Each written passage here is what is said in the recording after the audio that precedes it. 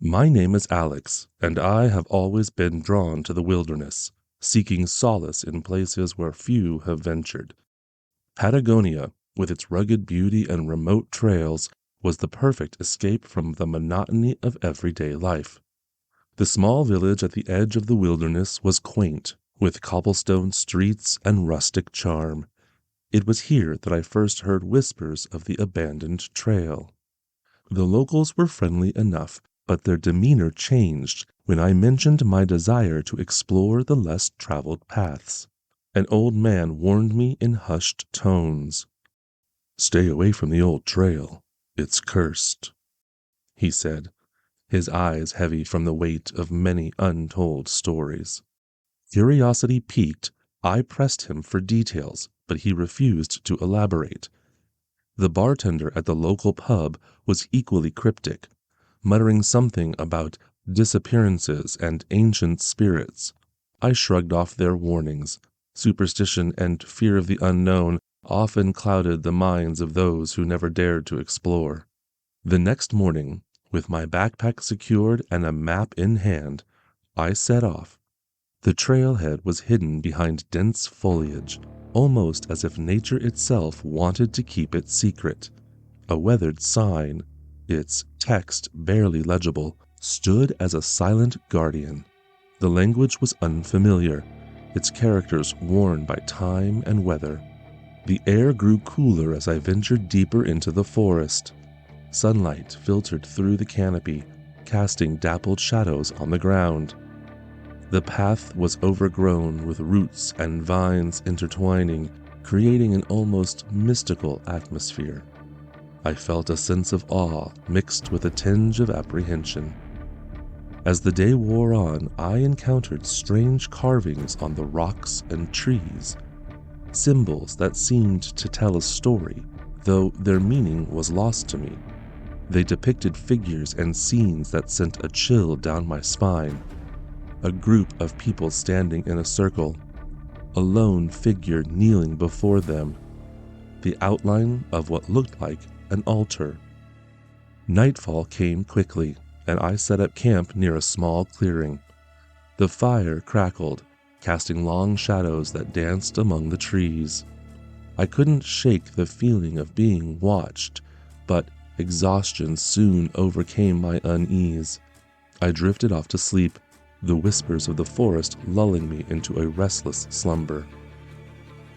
When I awoke, disoriented and groggy, I found myself back at the beginning of the trail. My heart pounded in my chest as I struggled to comprehend how I had returned. My campsite was gone, as if I had never set it up. I checked my watch only to find that it had stopped working. Panic set in, but I forced myself to remain calm. Determined to retrace my steps, I set off again, following the same path I had taken the day before. The same carvings appeared. The same eerie silence enveloped me. It felt like I was walking through a dream, each step mirroring the last. By nightfall, I was back in the same clearing, setting up camp once more. On the third day, it happened again. It was then I realized I was stuck in a repeating time loop. I continued to follow my original path back to my campsite, hoping to find a clue to understand what was happening. This time, I stumbled upon a small, dilapidated hut, half hidden by the underbrush. The door creaked as I pushed it open, revealing a space that seemed untouched by time. Inside, the walls were covered in names, dates, and messages left by previous hikers. Words of encouragement and caution were scrawled in various languages, some fading with age. As I explored further, I found a makeshift guest book, a weathered notebook filled with entries from those who had passed through. Some described their awe at the beauty of the trail, while others hinted at strange occurrences and an overwhelming sense of dread. One entry dated decades ago caught my eye. "Beware the shadows. They watch, they follow, they hunger." Among the items left behind, I found personal belongings, a compass, an old map marked with strange symbols, and trinkets that seemed to hold sentimental value. These relics of the past told a story of hope turned to despair, of adventurers who had never returned. I decided to stay in the hut that night, hoping the structure would provide some semblance of safety.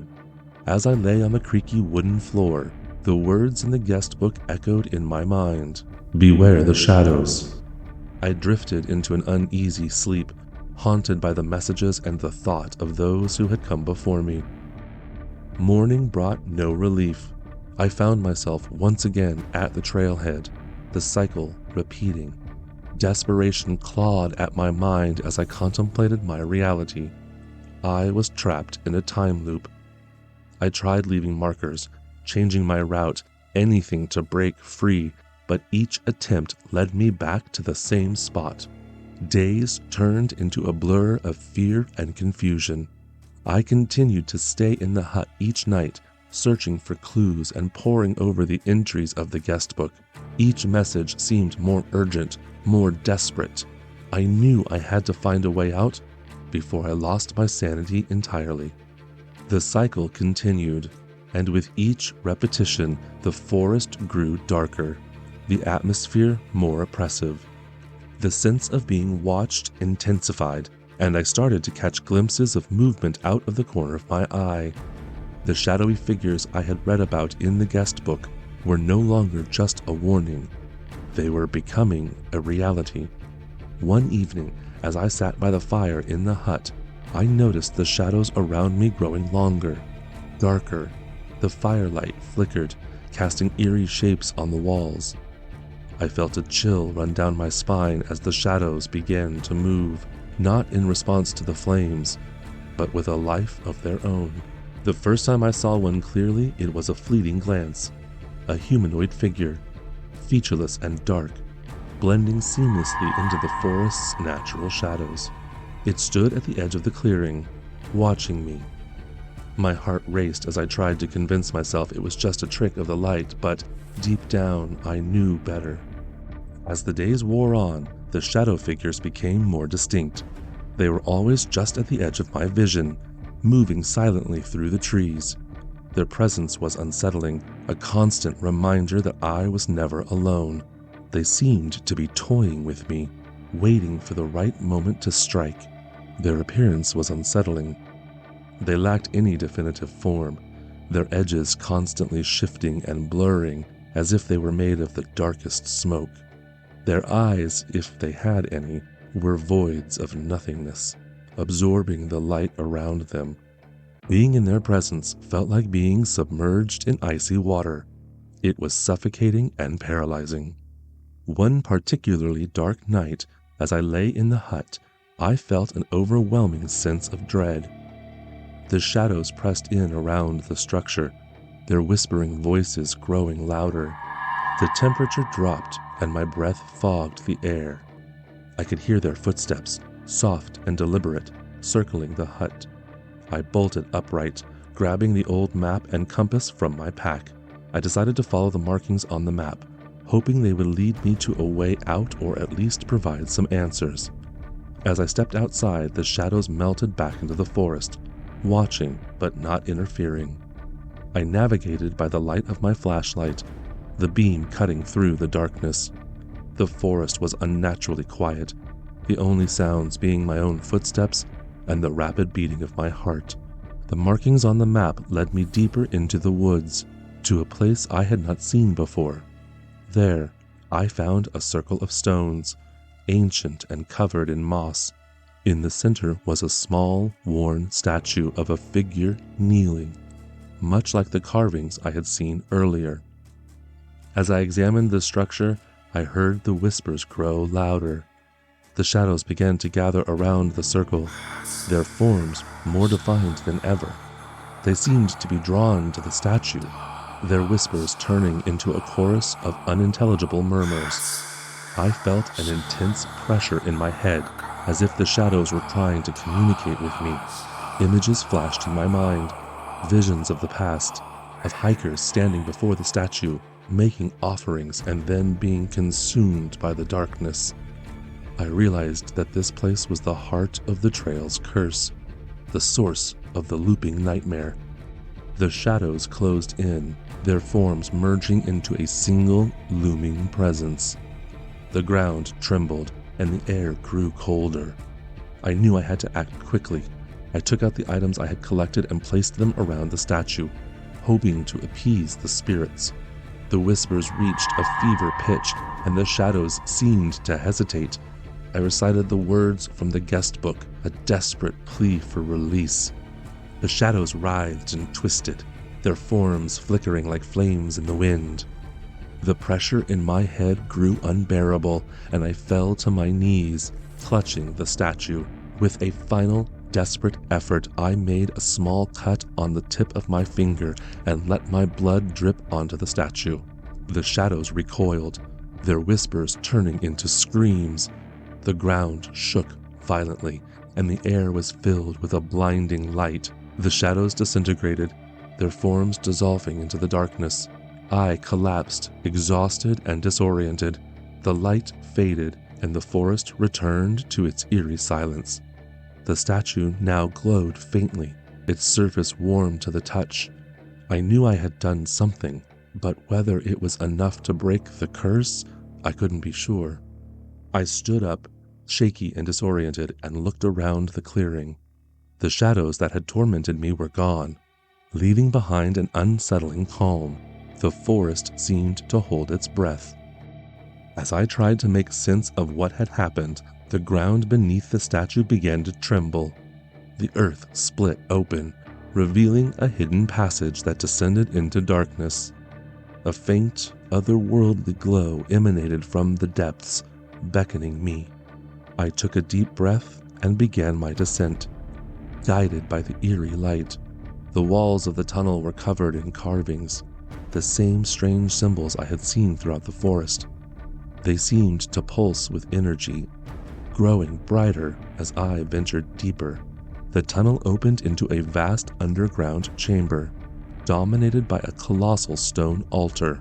The air was heavy with an ancient power, and the shadows here were darker, more substantial. They moved with purpose, circling the altar like a protective barrier. Atop the altar, a large ornate bowl held a shimmering liquid, its surface reflecting the ghostly light. I approached the altar, my heart pounding in my ears, my head spinning. The shadows parted reluctantly, allowing me to step closer.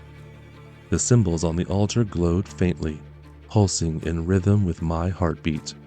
I knew what I had to do.